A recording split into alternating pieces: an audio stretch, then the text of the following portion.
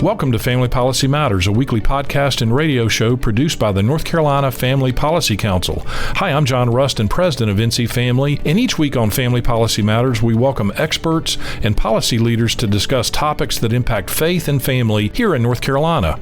Our prayer is that this program will help encourage and equip you to be a voice of persuasion for family values in your community, state, and nation. Parents, please note that this episode touches on some mature content, so please be cautious if you're listening with young children. And now here's the host of Family Policy Matters, Traci DeVette Griggs. Thanks for joining us this week for Family Policy Matters.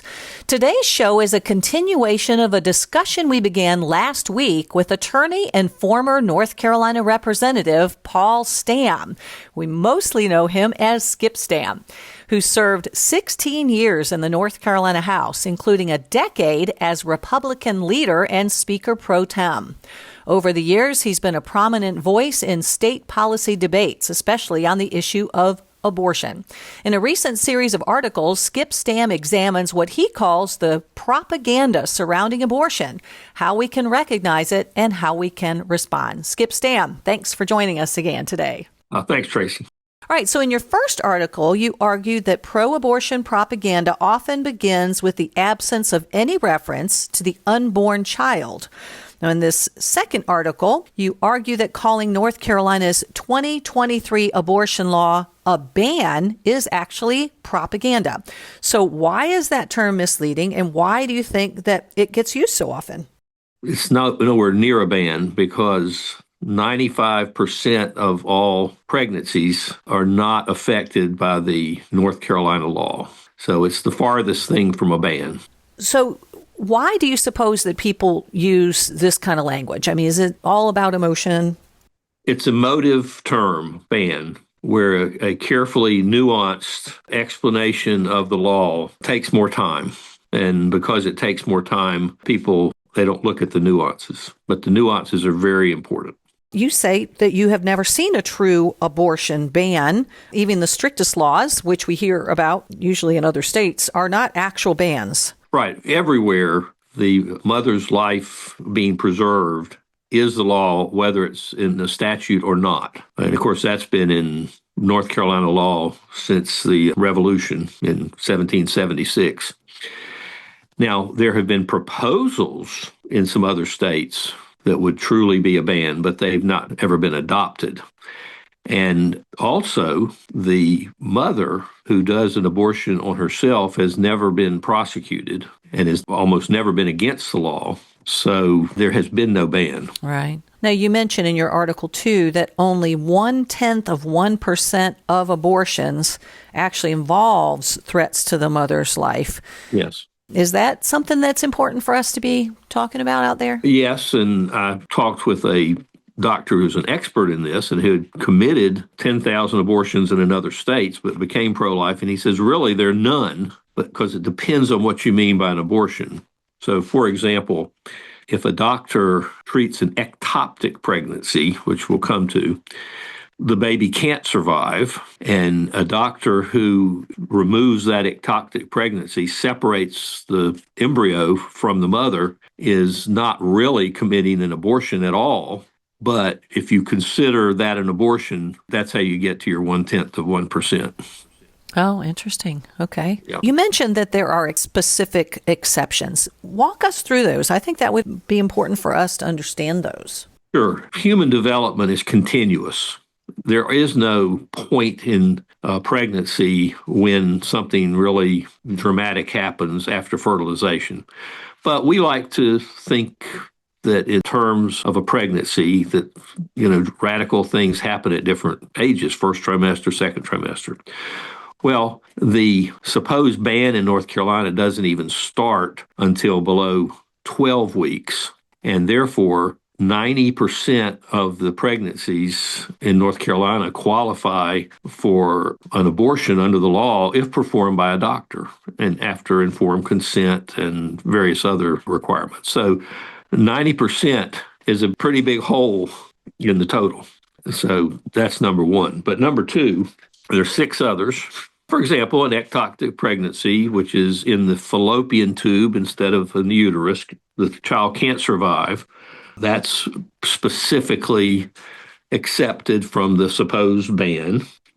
As we said, the abortions to save the life of the mother have never been prohibited. Also, abortions to preserve the mother's physical health from serious harm are not prohibited. And that's been true for forever, really. Then come the other exceptions that you probably heard of: rape, incest. Now, rape is one thing. We think of that as a violent act, but it also would be an unviolent act if done on a person below a certain age, a minor. Well, we also have incest as an exception, but if you think about it, incest as an exception doesn't make any sense, because in our minds we're thinking of incest involving children, but if they're children, it's rape. So as a separate category, incest is always consensual, because if it's not, it's rape. Then abortion for rape is up to 20 weeks, which is, almost old enough for the unborn child to be delivered naturally, be almost old enough to survive. I mean, that's really going long. And a person who has been raped has had 5 months to decide it was rape. And usually, not always, usually a woman who has been raped knows that she's been raped that day. And if not that day, certainly that week, and needs to think about it for another week or two. 5 months is really long. And the numbers of those who do abortions for rape or incest is like 1%. And we know that from statistical studies when abortions were paid for by the state only for, rape or incest, preserve the life of a mother. We know the numbers that were done. Then the final seventh exceptions is through 24 weeks of gestation, which is old enough for the child to be born and to survive, if there's a life-limiting anomaly. Now, that does not include Down syndrome, but it does include some serious health problems that, as part of that exception, they do have to get counseling on what the real effect of that anomaly would be, like Tay-Sachs disease, things like that. So all of these exceptions together, they cover about 95% of all pregnancies. So the idea that this is really a ban on abortion is propaganda. It's rather absurd, but people believe it because they don't look at the actual details. You're listening to Family Policy Matters, a weekly radio show and podcast produced by the North Carolina Family Policy Council. This is just one of the many ways NC Family works to educate and inform citizens about issues that impact faith and family here in North Carolina. Our vision is to create a state and nation where God is honored, religious freedom flourishes, families thrive, and life is cherished. For more information about NC Family and how you can partner with us in pursuit of this vision, visit our website at ncfamily.org and be sure to sign up to receive our email updates, action alerts, and Family North Carolina magazine. You can also follow us on social media at NC Family Policy. That's at NC Family Policy. Right. So just to be clear, you're presenting this as information for us. You're not saying that these are good or bad. You're not making a judgment on whether these are good or bad rules, right? Right. And I think that last one's pretty sorry, but the others are common. Well, several of them are common in legislation because you have to have them to pass the bill. But the one that accepts 90% of pregnancies by making it legal up to 12 weeks is not necessary to get a bill passed, because a couple of dozen states don't have that, and they go along just fine. As a matter of fact, every state to the south and west of North Carolina is much more protective of the unborn child than North Carolina is. South Carolina, for example, only allows abortion up to the time when the embryonic heart can be shown to be beating. Tennessee prohibits abortion from conception, but with some of these very minor exceptions. When I say minor, I mean very infrequently used. Florida, huge population down there, again, is much more protective. All the states to the south and west, at least as far west as Texas, are much more protective of unborn children. So is that where you would start then, if you had to start chipping away at some of these exceptions that you think would be the best ones to address first? Is that what you would start with? Oh, sure. The exception that makes the least sense is the one allowing abortions up to 12 weeks of gestation. Nothing happens at 12 weeks. Long before 12 weeks, the embryo, the fetus, looks exactly like the child who's born, just smaller. And nothing happens around 12 weeks of any significance to the child. Right.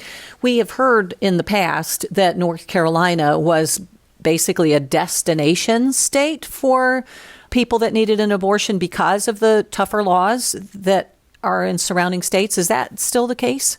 Very much so. There are many more abortions now committed in North Carolina than before the supposed ban. And the reason is people are coming from all over the South and farther west to come to North Carolina. Now, if they want to have a really late-term abortion, third trimester, they've got to go to Virginia, or District of Columbia or New York City. But we are by far the least protective. And so we have about, I'm going to say 50% more abortions now than what we had before the so-called pro-life law, which was passed in 2023. Now, I say so-called. It did improve the situation in North Carolina, but it certainly did not limit the number of abortions to any degree. What do we need to do? If somebody hears this and they're like, I had no idea, I thought Roe v. Wade, once that was overturned, hey, things were going to get a lot better. And now I hear this, that our state was responsible for so many more abortions. What could the everyday person who may not be a North Carolina lawmaker or involved in politics, what can they do? Well, certainly they should start reading more carefully what they get from Family Policy Council, because Family Policy Council has been telling the truth about this for a couple of years. Then they, need to get out more, talk to their friends, talk to their family. Certainly, in their circle of friends, they need to be more accurate and active, but the General Assembly needs to hear from them. And contrary to common understanding, representatives want to hear from their constituents. They really do listen. And even if that person in your district representing you is firmly committed to reproductive rights or abortion as health care, knowing that there is opposition in the district to their position will slow them down, turn down the volume on their rhetoric, and has an effect. And what it most will do, if you have a pro-life House member or Senate member, it might inspire them to action as opposed to just words. Well, you have written a series of articles on this, especially the propaganda issue. Where can people go to read all of those articles and the other good work that you have? There's my website, Paul Stam, one word, one M at the end of Stam, Paul Stam at .info, I-N-F-O. We don't usually use that domain, but that's where it is. And there's hundreds of articles, and the ones in 2025 include a lot of the articles that would be most helpful in this. Okay, sounds good. Paul Skip Stam, thank you so much for joining us today on Family Policy Matters. Thank you for listening to Family Policy Matters. If you enjoyed this episode, please subscribe to the show and leave us a review.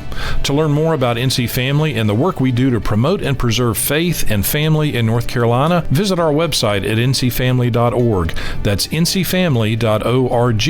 And check us out on social media at NC Family Policy. Thanks, and may God bless you and your family.